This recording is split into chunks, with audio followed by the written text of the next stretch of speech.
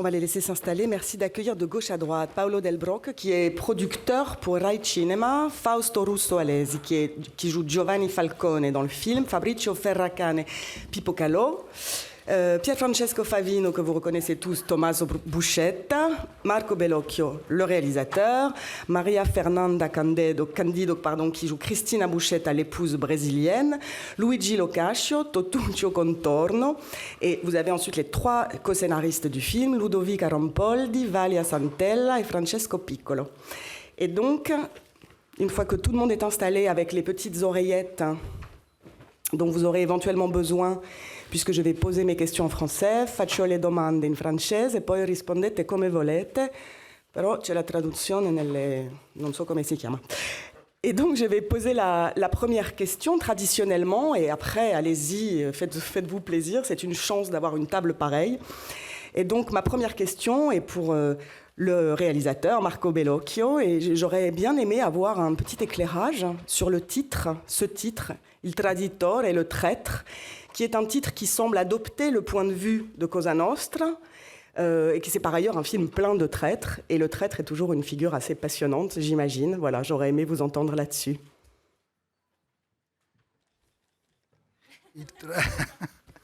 Il traditore... So cosa dire. Le traître, No, je ne sais pas quoi vous dire. Le traître.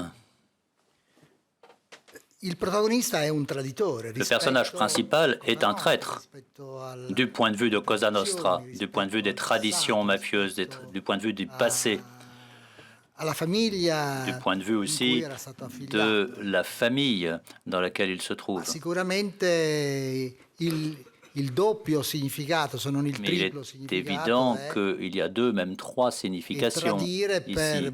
Trahir pour Buscetta, c'est un choix extrêmement douloureux, très très douloureux. Et che però è anche un rifiuto. Néanmoins, c'est en même temps le refus d'un certain type de mafia dans laquelle il est né et qui a fait des choix qu'il ne partage pas. Buscetta n'est pas un héros, c'est évident. C'est un être humain courageux qui veut sauver sa propre vie, la vie de sa famille aussi, et d'un certain point de vue, c'est un conservateur, car il est empreint de nostalgie, la nostalgie d'un type de mafia qui l'a vu grandir, qui l'a baptisé, pour ainsi dire. Il ne fait donc pas partie de ce type de traîtres révolutionnaires qui trahissent leur passé pour changer le monde. Les héros qui ont trahi, comme Castro, comme Che Guevara, comme Lénine aussi, ce sont des traîtres aussi. Le maoïsme aussi était un traître du point de vue de mon éducation catholique. On ne peut trahir sa mère aussi, mais c'est ce genre de traître bien différent. Les questions? Buongiorno. Ulrike Koltermann, télévision tedesca. Bonjour, télévision allemande. Une question pour Marco Bellocchio, le réalisateur. Est-ce que vous vous souvenez personnellement de l'époque où Buscetta a commencé à parler au juge Falcone? Eh bien, si, je m'en souviens. Voilà quelqu'un qui mystérieusement arrivait du Brésil. On a commencé à en parler dans les journaux. On était au courant de rien concernant ce personnage. Il appartenait à un certain type de mafia. On savait que ce personnage avait tué pas mal de monde. Et le voilà qui sort de l'avion à l'aéroport en Italie, et ça a fait la une des journaux, mais on était au courant de bien peu de choses sur cette personne. Le poids de la trahison de Buscetta, on ne l'a compris qu'au fil du temps, avec le juge Falcone, ce qui a débouché sur cet énorme procès qui a représenté une victoire partielle de l'État contre la mafia. La mafia n'a pas été complètement défaite. On l'a dit à l'époque qu'elle avait été vaincue, mais ce n'est pas vrai. Ça a été une défaite néanmoins pour la mafia. Bonjour, bonjour à toutes et à tous et félicitations Xavier Le Herpeur pour la 7e obsession. J'ai une question que je vais décliner à plusieurs d'entre vous. Je voudrais savoir auprès des scénaristes déjà sur quels matériaux vous avez travaillé et comment à partir de ce matériau de la réalité vous avez écrit un scénario qui ne soit pas une reconstitution mais qui prenne une dimension théâtrale, tragique. Puis à Monsieur Bellocchio, comment est-ce qu'il a travaillé justement cette dimension-là en termes de mise en scène. Et ensuite bien sûr à l'acteur principal, Monsieur Favino, comment est-ce qu'on évite le mimétisme, comment on travaille à partir d'un personnage existant pour donner une ampleur qui soit cohérente avec le travail et des scénaristes et de M. Bellocchio. Merci. Who's gonna start? No. Okay. Hi, good morning. Thank you for your question. Bonjour, merci de votre question. Tout d'abord, ça a été un très long voyage. Il a fallu plus de 2 ans pour écrire le scénario. Le dernier projet est tout récent. Et la dernière version a été la 11e version. Quand on traite d'un sujet réel qui a réellement existé, il faut être précis. On a donc fait beaucoup de recherches, on a lu les comptes rendus du tribunal, on a rencontré des personnes qui avaient connu Buscetta, des policiers qui l'avaient arrêté, des journalistes, et on a retracé le plus d'événements possibles concernant sa vie. Et on a traduit tout cela dans une narration, dans une tragédie. On a été guidé par la vision de Marco Bellocchio, le réalisateur, ce qui nous a beaucoup aidé. Et il y a quelques mots-clés qu'il voulait que nous prenions en compte. On a fait comme s'il s'agissait d'une pièce de théâtre, avec répétition de mêmes idées, de mêmes pièces, et avec des personnages qui jouent des rôles, avec tous ces personnages qui portent un masque.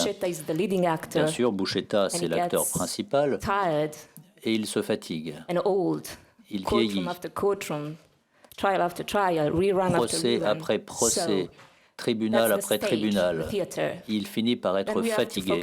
Ça, c'est la scène de théâtre. Ensuite, on a mis l'accent sur la famille. La famille sicilienne, la famille brésilienne, la famille de Cosa Nostra. Et on a essayé d'établir un lien entre Buscetta, dans le rôle de père, et ses 2 fils qui l'abandonnent à une destinée qui les mène à la mort. Et Buscetta ensuite considère qu'il doit payer pour ses propres péchés d'une façon un peu chrétienne. C'est assez amusant parce qu'en Italie, les mots trahison et tradition viennent de la même racine. Buscetta trahit sa tradition pour la sauver. C'est un paradoxe. Et mais comment vous vous êtes réparti le travail entre les scénaristes? Bonjour. Nous avons travaillé tous ensemble. Nous avons travaillé avec Marco Bellocchio aussi, qui a été le premier à affronter ce thème. Il a partagé ses idées avec nous et nous avons travaillé tous ensemble. On écrivait différentes scènes séparément, mais on en discutait ensemble, on en discutait avec Marco, qui réécrivait ces scènes, qui présentait quelques dessins qui contribuaient visuellement à l'élaboration du script. Bonjour.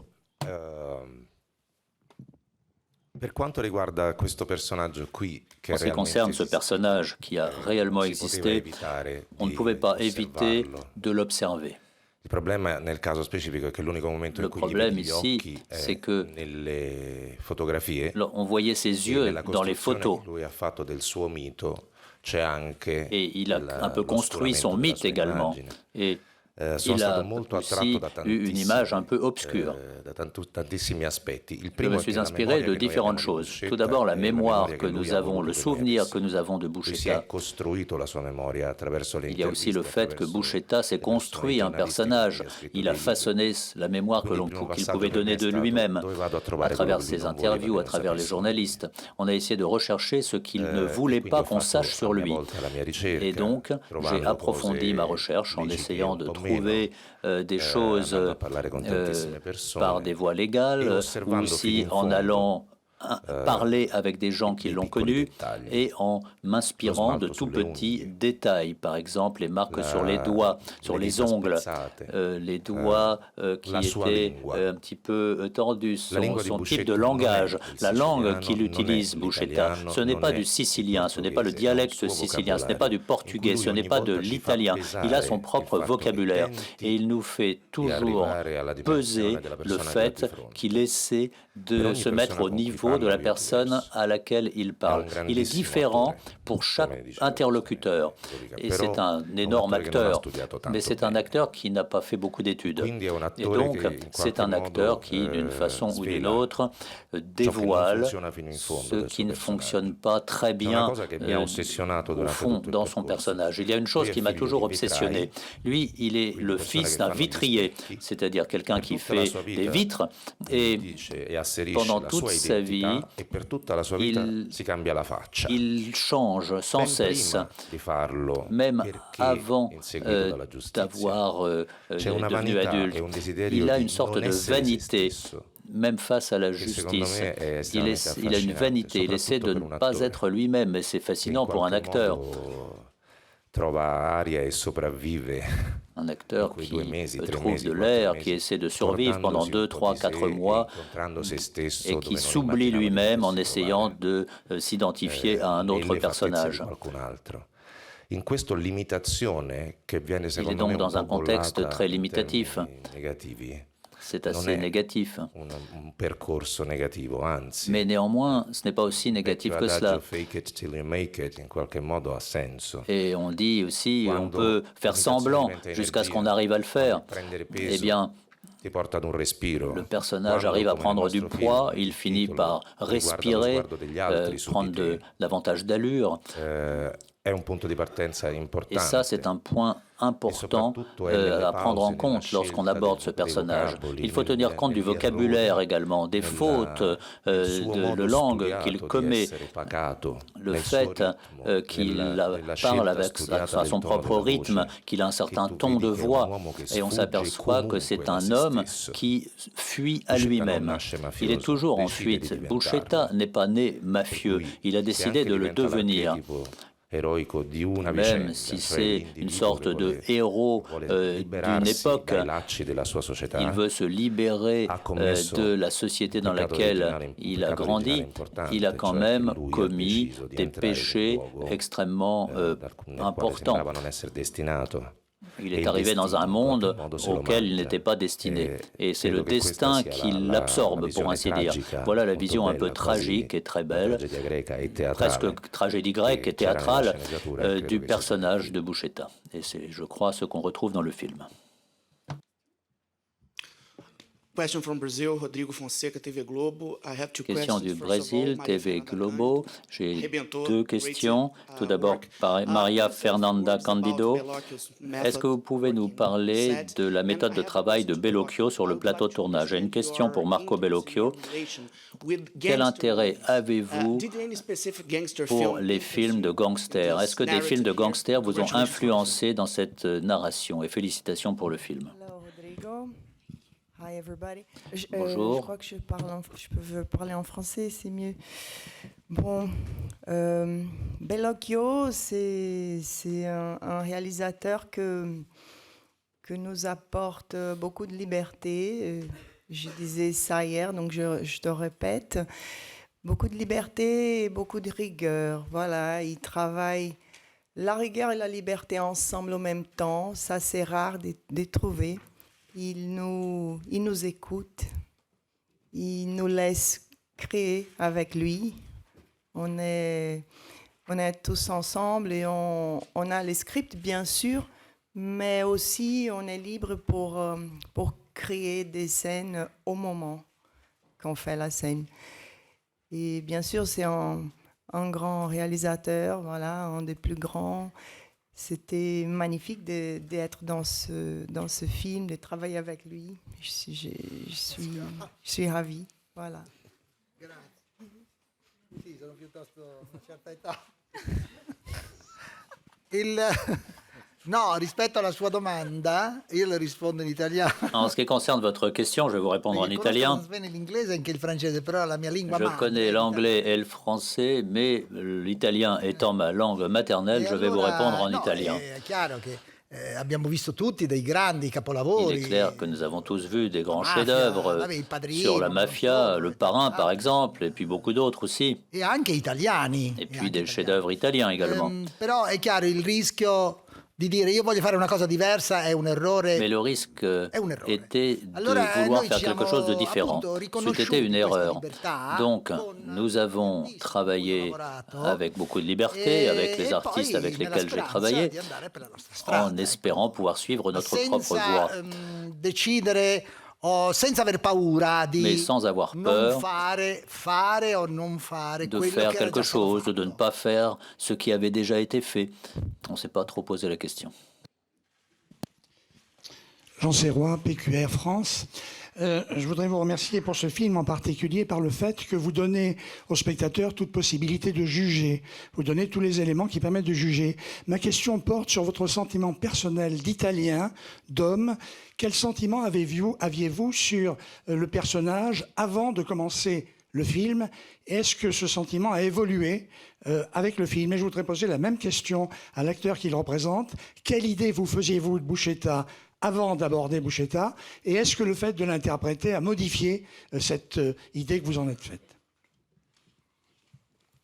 No, è chiaro che quando uno è attratto da un personaggio, Il est clair que lorsqu'on est attiré par un personnage, on est attiré parce que ce personnage est fascinant. Non per la sua ambiguità, ma proprio Non per pas parce que c'est un personnage ambigu, tutti coloro che lo hanno conosciuto mais parce que tous ceux qui l'ont connu parlavano di un uomo dal forte carattere, parlent con un'identità forte, comme d'un homme au caractère bien trempé, ignorante, ma avec che non une aveva identité il complesso solide, della propria ignoranza. C'è ignorant, peu una cultivé, battuta mais che qui savait qu'il était ignorant. Francesco interpreta Il y a splendidamente. Francesco qui dit de manière splendide, à la fin, lorsqu'il est affaibli par l'âge et la maladie, qu'il vit dans la solitude, qu'il n'a plus Falconet à ses côtés, il dit « Je présente mes excuses, car j'ai trop peu de culture. » C'est le seul moment dans lequel il exprime une faiblesse. Autrement, c'est un homme empreint d'orgueil. C'est un homme qui a un principe noble, à mon avis. C'est qu'il ne veut pas mourir en étant tué. Il veut survivre, non pas pour un idéal, non pas parce qu'il pense, comme on l'a dit tout à l'heure, à vouloir faire la révolution dans la société. Il dit toujours qu'il est croyant, même s'il n'est pas pratiquant.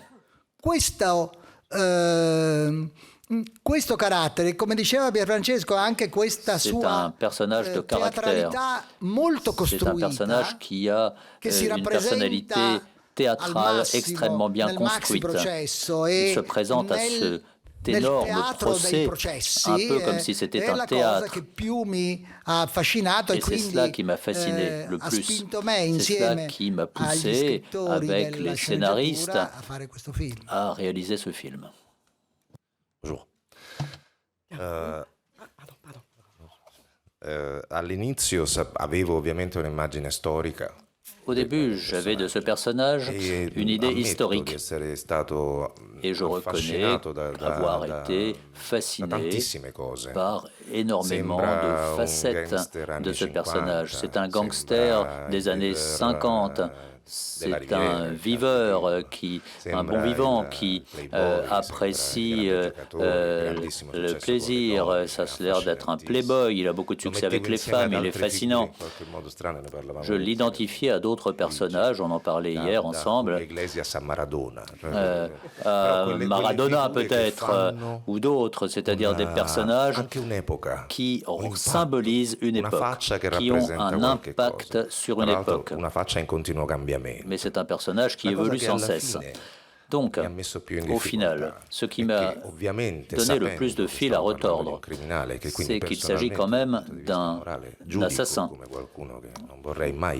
Jugé comme on veut, c'est un personnage vis-à-vis duquel je n'ai aucun sentiment de pardon. Mais c'est un personnage qui a le sens de la famille, ce que je partage, qui a un certain idéalisme. Il est romantique. Moi aussi, je suis romantique. Je suis un homme qui est juste, et lui aussi c'est un homme juste.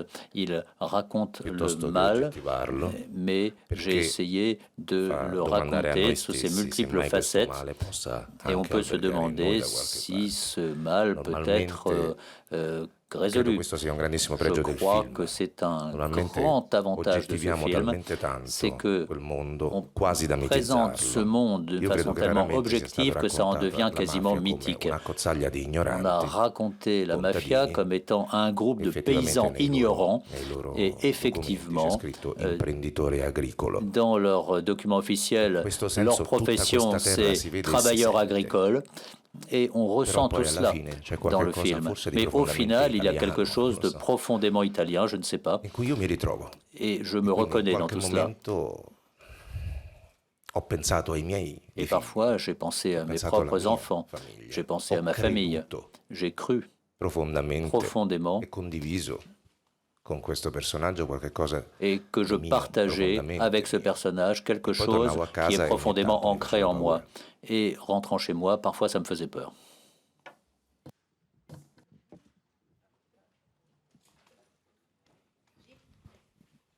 Bonjour, Caroline Vier de 20 minutes. Alors tout d'abord, bravo à tous. J'aurais une question pour Luigi. Luigi, j'aimerais que vous nous parliez de votre personnage, que j'ai trouvé très complexe, et surtout que vous nous expliquiez quelle est la langue qu'il parle et comment vous êtes arrivé à ce débit absolument ahurissant pendant la scène. Vous témoignez devant les juges. Bravo. Je ne comprenais rien non plus moi-même. Moi-même, je ne comprenais pas ce que je disais dans cette scène. Moi, je suis encore sous le choc de la beauté de ce film. Et je peux essayer de parler de moi, peut-être, mais je n'arrive pas à me détacher dans la mesure du possible de cette petite contribution que j'ai apportée à une œuvre complexe, qui ressemble un peu à une encyclopédie. On n'en a pas encore parlé de cela, mais il y a des voix qui apparaissent ici ou là. Il y a ma voix particulière aussi dans ce film, ce mode cette langue particulière de certains quartiers de Palerme. En tout cas, mon personnage, Contorno, est une sorte de soldat. Je crois que Marco Bellocchio a réfléchi pendant un mois entier avant de me lâcher sur ce film. Il me connaît, essayer de suivre cette philologie avec cette veste. Moi, j'aurais fait ça dans un costume d'époque. Il y a aussi le physique, le corps de l'acteur, le fameux corps de l'acteur.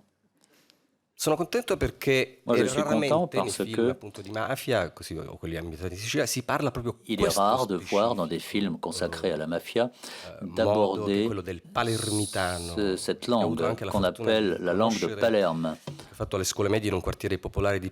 Moi, j'ai été à l'école dans des quartiers populaires de Palerme et mes camarades de classe parlaient cette langue, c'était leur langue maternelle. italiano, cioè l'italiano era una lingua acquisita. On parlait de l'italien. L'italien était encore autre chose. En fait, on étudiait dans cette école deux langues étrangères. On étudiait l'italien et l'anglais. Et donc, c'était une école très formatrice à l'époque. Moi qui venais d'un milieu plutôt bourgeois. Ma tornando un attimo, e quindi diciamo ora chiaramente per uno straniero è più difficile perché il est clair que pour un étranger qui voit ce film, c'est plus difficile, car les sous-titres me donnent l'impression qu'à l'écran, on entend une seule langue et on ne perçoit pas très bien les réactions que les autres personnages peuvent avoir vis-à-vis de moi. Pour un Italien, c'est peut-être plus facile, mais pour un Sicilien, encore plus, parce qu'ils savent quelle est la langue qui est parlée dans le dialecte de Palerme. Mais pour revenir au film, ce qui m'a surpris dans ce personnage, c'est que c'est une sorte de fresque.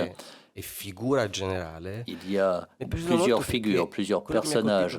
Ce qui m'a surpris le plus dans l'interprétation extraordinaire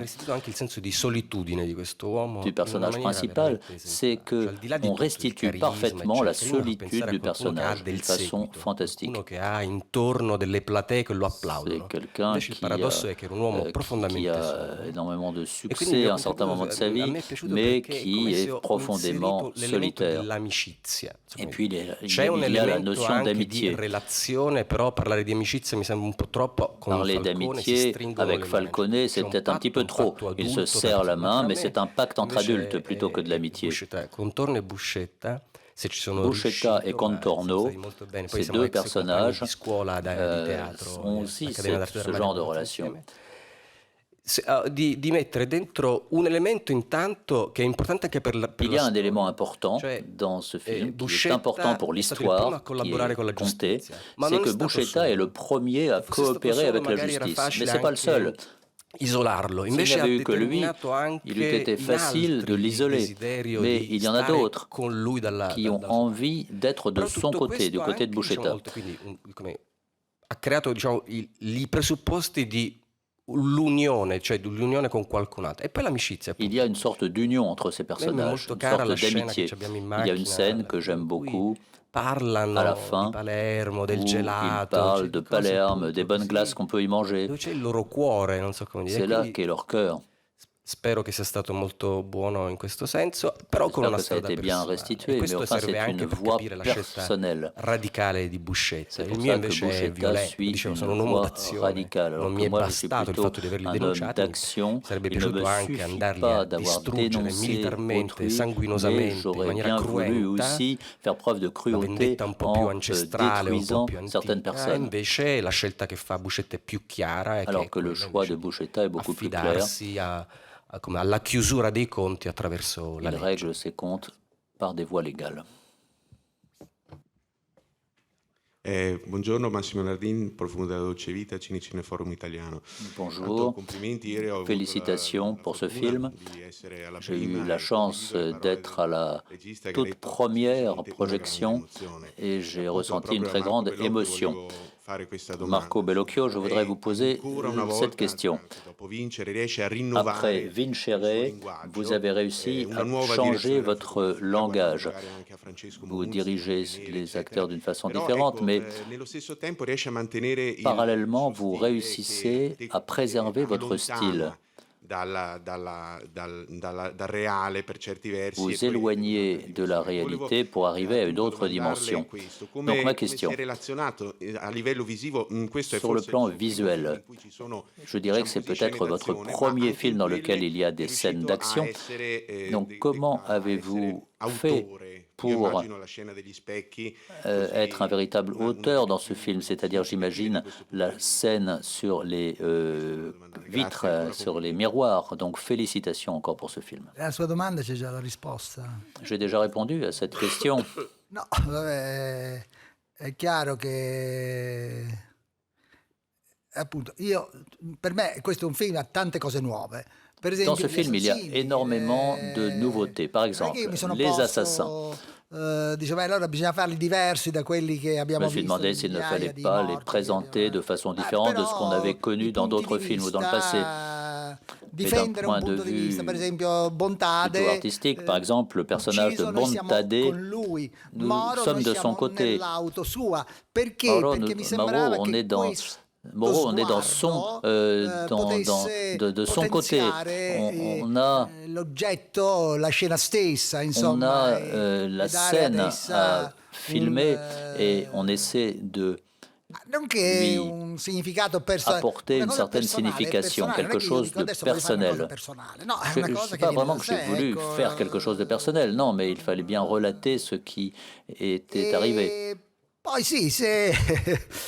Appunto diciamo, guarda, a una certa età, bravo, aussi un certain âge, vous dites que j'ai un certain âge et que j'arrive quand même à faire des choses nouvelles, eh bien, ça me fait plaisir. Spero mi permetta di fare altre cose in cui je m'autorise à faire des choses nouvelles, ça m'enthousiasme, ça me divertit. A quel discorso che ci insegnavano fin dal centro sperimentale che il cinema è et le cinéma est un art collectif, c'est un art collectif, réellement. On travaille avec les acteurs. Qui sono il montaggio, la scenografia, il y a aussi le montage, les costumes, le directeur de la photographie. È vero, si scopre chiedendo. Qualcuno dice approfittando degli altri, certains disent qu'on profite des autres, on vole l'imagination des autres, leurs compétences. Mais l'artiste est un voleur, mais pas seulement le réalisateur, les autres artistes aussi. Una banda di ladri. Nous sommes une bande de voleurs. Buongiorno, io sono Lucia Cuocci, Rai 2. Lucia Cuocci, Rai 2. Merci pour ce film qui représente une partie de l'histoire de l'Italie. Merci au festival d'avoir décidé de projeter ce film le jour de l'anniversaire de l'assassinat de Falcone. J'ai beaucoup apprécié votre présentation de ces personnages, présentation parfois violente, et la scène finale, si j'ai bien compris. Je pense que par cette scène, vous voulez rappeler le fait que Buscetta est un criminel. Ça, c'est une question que je vous pose. Et est-ce que le film va être sous-titré en Italie? Et enfin, et par exemple, comment êtes-vous passé maintenant à ce projet qui visait à présenter un mafieux repenti, un mafioso repenti? Il y a une question qu'une de vos collègues avait soulevée. Lorsqu'on a présenté ce meurtre, à la fin du film, je l'ai fait parce que, à un moment, j'avais trop d'empathie pour ce personnage. Il m'était un peu trop sympathique. J'ai voulu présenter quelque chose, c'est dans cette scène finale qui n'avait rien à voir avec le style, rien à voir avec la morale, et je pense que présenter cette scène à la fin tombait au bon moment. Mais Buscetta l'a toujours dit. Il a toujours dit à Falcone: je vais vous dire certaines choses. Buscetta n'a pas été le premier à être repenti. Il y a eu Vitale également, mais Vitale, avant lui, avait un brin de folie. Buscetta a été en fait reconnu par Falcone comme quelqu'un d'extrêmement précieux pour faire avancer les enquêtes anti-mafia. Alors, c'est toi qui joues Falcone. Dis quelque chose. Moi,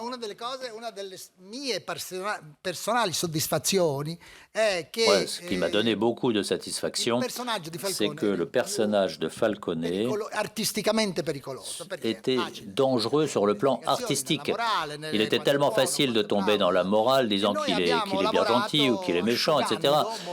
Nous avons voulu assécher l'ensemble et en fait déboucher sur une sorte de confrontation dans laquelle le personnage de Buscetta devenait un vrai personnage et pas seulement une sorte de figurine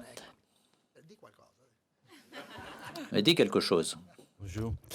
Sì, per me è stato un percorso emozionantissimo. Pour moi, jouer Falcone a été tout un parcours empreint d'émotions. J'ai vu le film hier soir et ça a été une émotion incroyable. Réussir à présenter ce personnage d'une façon juste, c'était complexe. Marco Bellocchio ça n'a pas été facile de savoir comment faire. Marco Bellocchio m'a certes tranquillisé en essayant de me laisser toute liberté, en me laissant présenter ce personnage avec sobriété et simplicité. À chaque instant, j'ai essayé de me mettre au service du personnage pour ne pas oublier son objectif. Perché questo mi sembrava al di là di tutto un punto fermo. Il me semble que tout cela était un point fondamental qui ne devait pas être remis en cause. Meticoloso e totale Nous avons essayé de procéder d'une façon extrêmement méticuleuse, de faire quelque chose qui permettait de découvrir la vérité des choses. Donc, je me suis mis au service, détail après détail, du personnage, en essayant de ne pas faire d'erreur. Donc, merci à Marco Bellocchio de m'avoir suivi de cette façon, avec autant d'attention.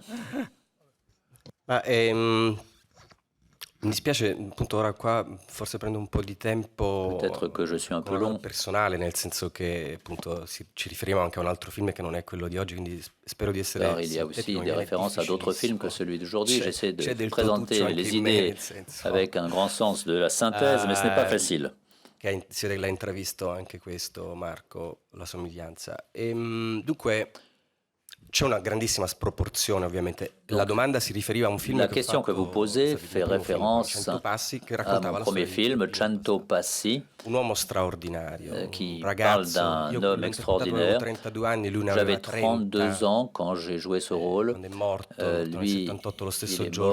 en 78 à l'âge de 30 ans, le jour même où on a retrouvé Aldo Moro.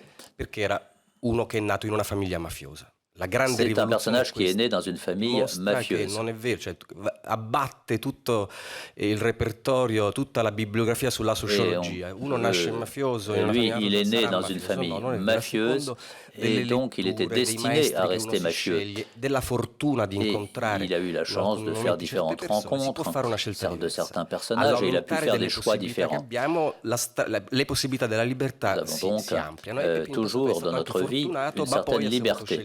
Et il a su, lui, choisir sa voie, à savoir lutter de façon centrale, frontale, avec beaucoup d'authenticité contre la mafia. Donc j'ai interprété ce personnage qui a réellement existé. Et il est clair que mon approche, mon attitude a consisté à écouter tout ce que je pouvais écouter sur ce personnage, tout ce que j'ai pu entendre à la radio, de lire des articles de journaux, j'ai parlé à ses amis, sa famille. Ça a été une expérience merveilleuse. Et parfois, j'essayais de donner voix et corps à ce garçon. Parce qu'en fait, je le voyais un peu comme un jeune garçon qui s'est trouvé désintégré, si je puis dire. C'est ce que sa mère m'a dit. Au début, il ne nous ressemblait pas du tout. Il faut que tu le présentes tel qu'il était. Le dicevo, ha letto questo, cioè sapevo che lui era uscito dalla grondaia. Il avait lu tel livre, il avait fait telle chose, et au final, je me suis dit, en fait, on ne se ressemble pas sur le visage. Ton visage ne lui ressemble pas, mais le corps lui ressemble. Il a ce même côté nerveux lorsqu'il parle, ce côté rapide. Donc, j'ai essayé de donner corps à ce garçon qui n'existait déjà plus. Au-delà du discours moral, le bien et le mal, moi, ce qui m'intéresse, c'est que ce film sert à quelque chose. Ce qui m'a plu, c'est par exemple le fait que dans quelques films, on montre comment on s'est avancé, orienté peu à peu vers un énorme procès, avec, qui portait surtout le trafic de drogue, etc. Et à cette époque, dans cette salle de tribunal, les Siciliens ont pris conscience que ce monde mafieux nébuleux pouvait être combattu. Il y avait là quelqu'un qui s'y opposait. Et ce pool antimafia, à l'époque, faisait quelque chose. Et il y avait là quelqu'un qui était à la base de toute cette évolution. C'était l'histoire, une histoire commune à l'époque en Italie. C'était la première fois que la population de Palerme manifestait dans les rues pour remercier les forces de l'ordre. Et donc l'émotion, pour moi, ne consistait plus à incarner un personnage, mais à vivre une époque fondamentale. Dernière question, last question, ultima domanda. Good morning, everybody. I'm Vanessa from Hong Kong. Bonjour à tous. Une question de Hong Kong. Je suis très impressionné par votre film. J'ai quelques questions.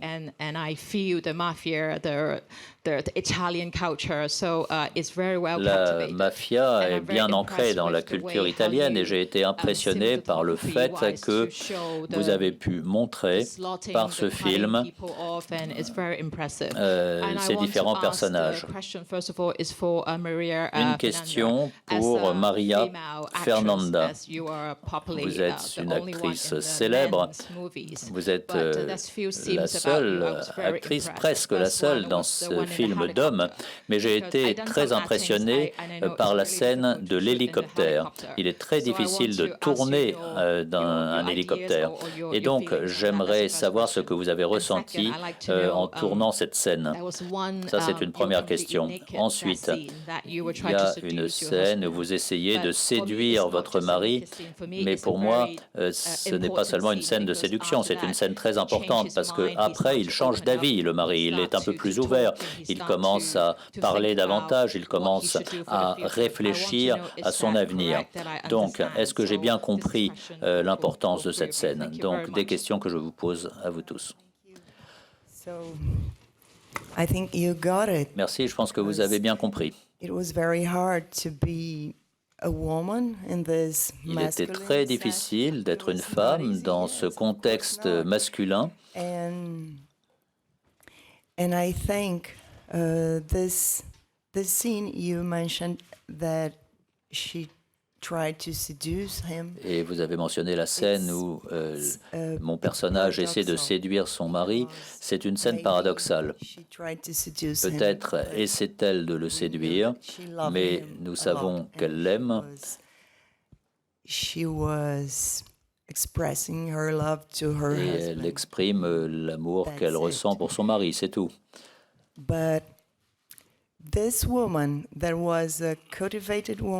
C'était une femme cultivée, intelligente, qui tombe amoureuse d'un criminel. En plus, elle est avocate, c'est tout à fait paradoxal. C'est une question à laquelle il n'y a pas de réponse. C'est une question néanmoins tout à fait intéressante. Je pense que ce film donne l'image d'un monde masculin, violent, plein de compétition, de concurrence. C'est ce que nous voyons dans le film et on en voit le résultat. Cette énergie féminine est tout à fait suffoquée, éteinte dans cet univers. Et ça, c'est l'exemple de ce que nous ne voulons pas, c'est tout à fait clair. Ça n'a pas été facile d'être présente dans ce contexte, de voir que son énergie féminine a été éteinte par vous tous ici, à mes côtés. Non, je plaisante. Mais c'était un petit peu comme ça. Le personnage de Christina était comme cela, et puis moi aussi. J'ai essayé de survivre dans ce contexte masculin. Ça, c'est une question que vous m'avez posée. Ensuite, il y en avait une autre sur l'hélicoptère. Ça a été très difficile, très difficile, cette scène de l'hélicoptère. C'est la première fois de ma vie où je me trouve dans une scène comme cela, une scène d'action, et je n'avais pas idée que ça allait être aussi difficile. C'était douloureux en plus. Le lendemain, j'étais un petit peu en miettes. J'ai vu le film pour la première fois hier et j'ai été très heureuse du résultat. Ça a été très positif. Elle a risqué sa vie. Elle est courageuse. Merci beaucoup. Thank you very much.